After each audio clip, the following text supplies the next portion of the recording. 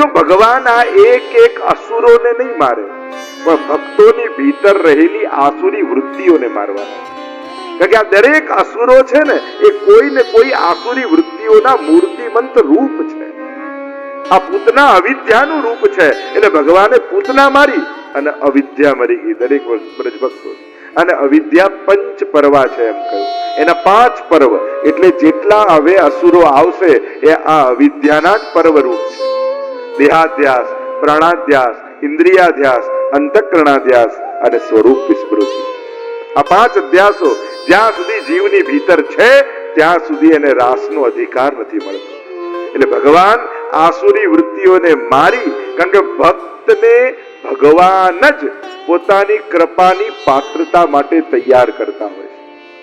ભક્ત પોતાની જાતે, જો આપણી પાત્રતા આપણે સિદ્ધ નથી કરી શકતા કે હું કૃપા પાત્ર બની જાઉં, પણ પરમાત્મા જ એ પાત્રતા સિદ્ધ કરે છે.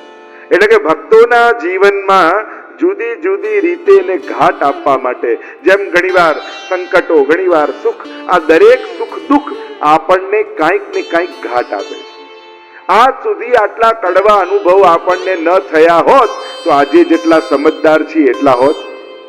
ક્યાંક જીવનના અનુભવોએ જ આપણને ઘડ્યા છે. તેમ પરમાત્મા પણ કુંભાર જેવો છે. ઉપરથી ઘડાને થપ્પડ મારતો જાય, પણ અંદરથી હૂંફનો હાથે એ જ રાખતો હોય છે. અને હૂંફનો હાથ રાખી એ ઘડાને ઘાટ એ જ આપતો હોય છે. એમ પરમાત્મા આ ભક્તોની ભીતર જે વૃત્તિઓ છે એ પોતાની જાતે, કારણ કે મહાપ્રભુજી કહે છે કે જીવ પોતાનો સ્વભાવ પોતે બદલી શકતો નથી, તો ભગવાનને પોતે અપનાવવા છે તો ભગવાન જીવને અનુકૂળ લીલાઓ કરશે. તામસ ભક્તો માટે તામસ લીલા કરશે, રાજસ ભક્તો માટે રાજસ લીલા કરશે, સાત્વિક ભક્તો માટે સાત્વિક લીલા કરશે. તો આમ પૂતનાને મારી દેહાધ્યાસ, એટલે દેહ સર્વસ્વ છે એમ માનીને જીવવું એ દેહાધ્યાસ. શરીરના સુખ માટે જ જીવવું. ઇન્દ્રિયાધ્યાસ, એટલે ઇન્દ્રિયોની લાલસા પૂર્તિ એ જ જીવનનું લક્ષ્ય માનવું, ઇન્દ્રિયાધ્યાસ. અંતઃકરણાધ્યાસ, મન બુદ્ધિ ચિત્ત અહંકાર, અને અંતઃકરણ કહેવાય, એનો અધ્યાસ. સ્વરૂપ વિસ્મૃતિ, પોતાના સ્વરૂપનું ભાન ન થવું, એ પણ એક અધ્યાસ. અને પ્રાણાધ્યાસ, યોગીઓને પ્રાણાધ્યાસ. તો આ 5 અધ્યાસો પરમાત્મા દૂર કરશે ભક્તોની ભીતરથી. પૂતનાનો ઉદ્ધાર કર્યો, ભક્તોની અવિદ્યા મારી. અને અવિદ્યા એટલે શું? મેં અરુ મોર તોર તે માયા, મારું અને તારું આજ માયા છે, આજ અવિદ્યા છે. જો આપણે મહાભારત, રામાયણ અને ભાગવત આ ત્રણેયને જુઓ તો મહાભારતમાં બધા મારું મારું કરે છે. આ રાજ્ય મારું, આ મારું, આ મારું. મામકાહ પાંડવાશ્ચૈવ, ગીતાજીની શરૂઆત જ છે. રામાયણમાં તમે જુઓ તો બધા તારું તારું કરે છે. રામ કહે ભરતને ગાદી આપો, ભરત કહે ના રામને આપો, બધું તારું. તો મહાભારતમાં મારું મારું, રામાયણમાં તારું તારું, અને ભાગવત શીખવાડે છે ન મારું ન તારું, આ બધું તો પરમાત્માનું છે. તદીય વસ્તુ ગોવિંદ તુભ્યમેવ સમર્પ. તારું છે, તારું આપેલું છે, અને તારા સુધી પહોંચાડવું એમાં જ એનું સાફલ્ય છે. હે કૃષ્ણ, હું તારો છું, મારું જે કાંઈ છે તારું છે. ગોપીજનો તો વારે ઘડીએ કહે છે અમે તારા છીએ. ભગવાનના થવું એનાથી મોટા ગૌરવની વાત એક ભક્ત માટે ન હોઈ શકે. એનો પરિચય જ્યારે એમ બને, જ્યારે તમને જોઈને લોકોને હવેલી યાદ આવે, સત્સંગ યાદ આવે, સેવા યાદ આવે, ઉત્સવ યાદ આવે, કથા યાદ આવે, ત્યારે માનવું હવે ભગવાન તમારી ઓળખાણ બનતા જાય છે. ઘણા લોકોને મળે, જ્યારે મળે તો આપણે કેમ હવેલી બધું બરાબર છે મીનાબેન, હવેલી બરાબર ચાલે, તરત આપણે કહીએ. કોઈ કીર્તન વાળા મળે, કેમ કીર્તન રેગ્યુલર જાઓ છો, તો કીર્તન યાદ આવે. એમ ક્યારેક ભગવત કાર્યો, સત્કાર્યો આપણો પરિચય બની જાય ને, તો માનવું કે ઠાકોરજી આપણને સ્વીકારી લીધા, પોતાના પર્યાય બનાવ્યા છે. કે આપણને આજે પણ આપણા વડીલોને જ્યારે સેવાની, અપરસની, મરજાદની વાત આવે, આપણા બા યાદ ના આવે? ઓ અમારા દાદી બાઓ આ રીતે જ અપરસ પાડતો, આ રીતે જ સેવા કરતા, કારણ કે સેવાના પર્યાય બન્યા. તો આમ જ્યારે ભગવાનના કાર્યો તમારી ઓળખાણ બનતા જાય, ત્યારે તમારું જીવનનું સાફલ્ય થઈ રહ્યું છે, એ અનુભૂતિ આપણને થાય.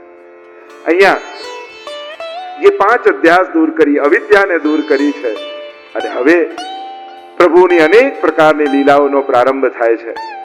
અહીંયા પૂતના કવચ દ્વારા પ્રભુના નામો પ્રભુની રક્ષા કરી રહ્યા છે. કારણ કે ભગવત નામ જ ભક્તની રક્ષા કરી શકે છે. ભગવત નામમાં એ બળ છે. એકવાર યશોદાજી દોડતા દોડતા આવ્યા, નંદ બાબાને કહેવા લાગ્યા, બાબા બાબા બાબા બધાને બોલાવો, પ્રસાદ લેવડાવો, ઉત્સવ કરો. પણ થયું શું? આપણા લાલાને પડખું ફેરવી. આ વૈષ્ણવને તો બહાના જ જોઈએ મનોરથો કરવાના. અને જેના મનમાં સદા મનોરથો રહેતા હોય ને એ જ વૈષ્ણવનું મન છે. જેના મનમાં સદા ઉત્સાહ બન્યો રહેતો હોય એ જ વૈષ્ણવનું હૃદય છે. જન્મદિવસ આવે, સત્સંગ કરાવો, રોટી ઉત્સવ કરાવો, શ્રીનાથ ધામમાં આપણે આવો મનોરથ કરાવીએ, લગ્નનો દિવસ આવ્યો, પ્રભુનો વિવાહ ખેલો. આપણા તો લૌકિક પ્રસંગો સાથે પણ ઠાકોરજી જોડાયેલા છે. આપણા ઘરે જયારે કોઈ લૌકિક આવ્યું હોય, વૈષ્ણવની એ ચતુરાઈ છે. અને ઠાકોરજી વૈષ્ણવને કહે છે કે તું બહુ મોટો ભક્ત બનવા માંગે છે ને, હું તને સંસારમાં ફસાવીને રહીશ, મારી માયા જોજે તું. પ્રભુ કે હું ભક્ત કે હું તો આપનો છું, હું ક્યાં માયામાં ફસાવાનો? અચ્છા, હું તને એવું ઘર આપીશ કે ઘરમાં એવો પ્રેમ થઈ જશે ને સાચવવામાં મને ભૂલી જઈશ. અચ્છા, ભક્ત કહે તમે ઘર આપો, હું એમાં જ પુષ્ટાવીને આપનું મંદિર બનાવી લઈશ. તો ઘર જ મંદિર બની જશે તો મને તો ઘર પણ સેવાનું સ્થાન બની જશે. અચ્છા, તો તને હું એવા સ્વજનો આપીશ, તને એટલો પ્રેમ કરે, એટલો પ્રેમ કરશે કે તું સંસારમાં એવો ફસાઈ જઈશ કે મને ભૂલી જ જઈશ. અચ્છા, એવું કરશો તો હું એ ઘરના બધાને બ્રહ્મ સંબંધ કરાવી લઈશ અને એ લોકો જ વૈષ્ણવ બની જશે. તો મારે સત્સંગ કરવા બીજે ક્યાંય નહીં જવું પડે. અચ્છા, એમ છે તો હું તને એટલું ધન આપીશ કે ધનના મોજશોખમાં અગર હું એને વાપરવામાં, ખર્ચવામાં એવો મને ભૂલી જઈશ કે યાદ જ નહીં આવું. અચ્છા, આપ ધન આપશો તો હું દ્વારકેશલાલજીની કથા બેસાડી લઈશ, તો એ જ ધન મારા ઉદ્ધારનું કારણ બની જશે. મૂળ વાત એ છે, ભગવાન લૌકિક આપે છે, વૈષ્ણવ એને સાધન બનાવીને પોતાના આત્મોદ્ધારનો, કલ્યાણનો માર્ગ બનાવી દે છે. અને આ લૌકિક મળેલા પદાર્થોથી પણ જે પોતાનું અલૌકિક સાધી લે એ જ સાચો વૈષ્ણવ છે. આપણે અલૌકિક સાધનો ગોતવા નથી જવું, આપણે તો મળેલા લૌકિક સાધનોથી પણ અલૌકિકતાને સાધી લેવાની. જ્યારે પણ આવા ધન સંપત્તિ મળે, અમે સ્કૂલ બાંધી લઈશું, અમે છોકરીઓને ભણાવીશું, સત્કાર્યો કેટલા લોકો જોડાયા. ખરેખર મને બહુ ખુશી છે. અને હજી ઘણા લોકો જોડાઈ રહ્યા છે, સામેથી આવીને વાત કરી રહ્યા છે કે જ્યારે કન્યા પ્રશિક્ષણનો આવો મહાયજ્ઞ આપણે ઉપાડ્યો છે અને ત્યારે આટલા બધા વૈષ્ણવ સમાજ અને બધા જ જોડાઈ પ્રભુના કાર્યો પ્રભુ જ હૃદયમાં બેસાડીને કરાવે છે. તો જ્યારે લૌકિક મળે ત્યારે અલૌકિક સાધજો. મળ્યું છે ત્યારે કરી લેજો. લઈ જવાનો અહીંયાથી કોઈ ઉપાય નથી. આપણે કાંઈ લઈ જઈ નથી શકવાના. અને પાછા લોકો તો પાછા છોકરાઓને જાણે ઉપકાર કરતા હોય ને એવું કે તારા માટે આટલું આટલું મૂકી જવાના. છોકરો કે તો લઈ જાઓ ને ભેગા, હું ક્યાં ના પાડું છું. પણ લઈ જવાનો ઉપાય નથી, ઉપકારની જેમ આપતા જઈએ. દુનિયાથી કંઈ લઈ નહીં જઈ શકીએ, પણ દુનિયામાં કંઈક સારું મૂકીને ચોક્કસ જવું જોઈએ. એવું કંઈક મૂકીને જાઓ કે આવતી પેઢી, આવતો સમાજ, આવતું જનરેશન આ ભગવત કાર્યો સાથે જોડાયેલું રહે, સત્કર્મો સાથે સંકળાયેલું રહે. હવે વળીને ને લડીને કોઈને નહીં કહેવાય. હવે તો સારી વ્યવસ્થાઓ ઊભી કરો જ્યાં એમને આવવું ગમે, જ્યાં એમને આનંદ આવે, જ્યાં એમને પ્રેરણા મળે, એવા સ્થાનો બનાવીને મૂકી જાઓ જેથી એ લોકો જોડાયેલા રહે. અને જે જોડાયેલા છે, જે કરે છે, અને જેને તમારા ધર્મ જોડે પડી નથી, તમને જે ગમે છે એ તમારા સુખ જોડે પડી નથી, તો શું તમે એમ ઈચ્છો છો કે તમારા ગયા પછી આટલી મહેનત કરીને કમાયેલો પૈસો લોકો મોજશોખમાં ઉડાડી દે? તમે આખી જિંદગી મહેનત કરી, એનું ફળ શું? તો કે ભેગું કરેલું ધન. અને તમે એવા લોકો માટે મૂકી ગયા કે ખબર છે કે આ કેવલ ઉડાડવાના જ છે મોજશોખમાં, તો તમારા જિંદગીના ફળની આવી દુર્દશા થતી તમે જોઈ શકશો. અને એટલે તમારું ભેગું કરેલું એ કોઈના મોજશોખનું કારણ નહીં, પણ તમારી સદગતિનું કારણ બને. એટલે પોતાની જાતે, પોતાની આંખે, પોતાના હાથે અને પોતાની હયાતીમાં સત્કર્મ કરતા જજો. મારા ગયા પછી આ કરજે, હવે કોણ કરવાનું છે, કેમ થવાનું છે, થશે કે નહીં, એવા ટેન્શન સાથે જવું એના કરતા કરી ગયા એનો આનંદ લઈને ના જઈએ. મૂકીને જાવ પછી ચિંતા, લખ્યું તો છે વિલમાં પણ આ કરશે ખરો? એવા ટેન્શનમાં જઉં એના કરતા બધું જ કરીને મારા હાથે કરીને ગયો છું.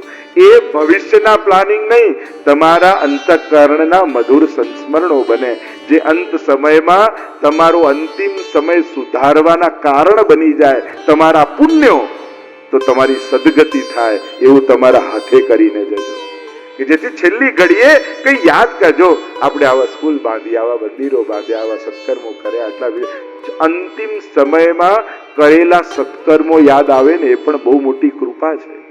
તો 4 વસ્તુ એવી રાખજો કરા કે અંત સમયમાં સારા વિચારો મનમાં આવે. નહીં તો પેલા પાછા આપ્યા નથી ને પેલાને આપવાના રહી ગયા, મારે તો આ કરવું તું ને એ રહી ગયું, અને આમ રહી ગયું તો પછી તું રહી જઈશ.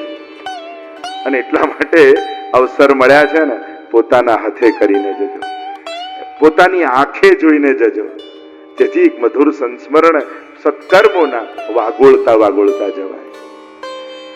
જે ચર્ચા ચાલી રહી છે, યશોદાજી કહે ઉત્સવ કરવો ને બધાને બોલાવ્યા છે, અને પ્રભુને ત્યાં એક શકટ હતું, ગાડું હતું, એમાં પલ્લું બનાવીને ઠાકોરજીને પધરાવી દીધા.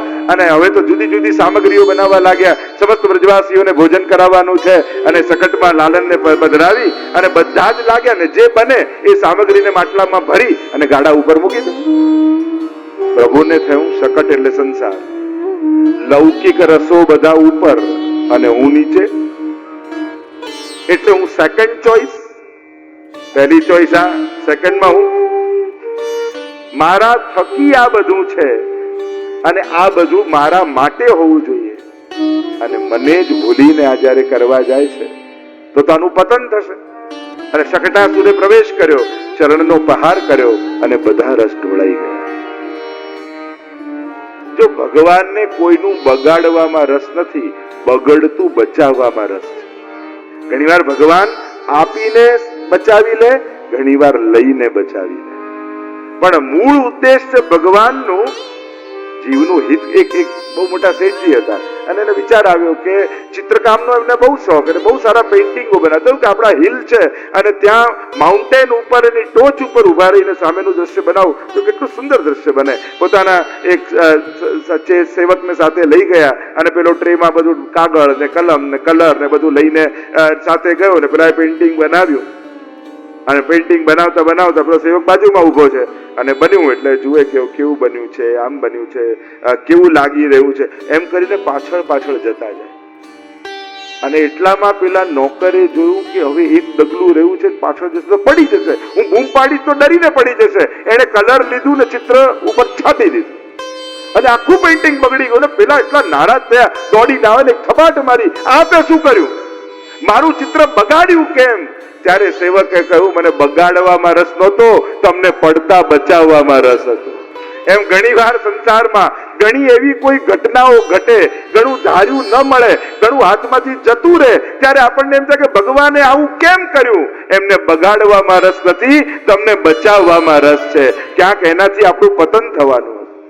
આપણે જાણતા નથી, મળેલી વસ્તુ હાથમાં આવે ત્યારે બહુ ગમે, પણ એનાથી ભવિષ્યમાં શું થાય એ કોને ખબર છે? આપણે જાણતા નથી. એટલે મળ્યું એને જ કૃપા નહીં માનવી, મળેલું આપણા ઉદ્ધારનું કારણ બન્યું કે આપણા પતનનું. એ જયારે ઉપયોગ કરીએ, એ સમજ આવે. ભગવાનને કહેજો કે આપે ને એના પહેલા સારી સમજ પણ આપજે.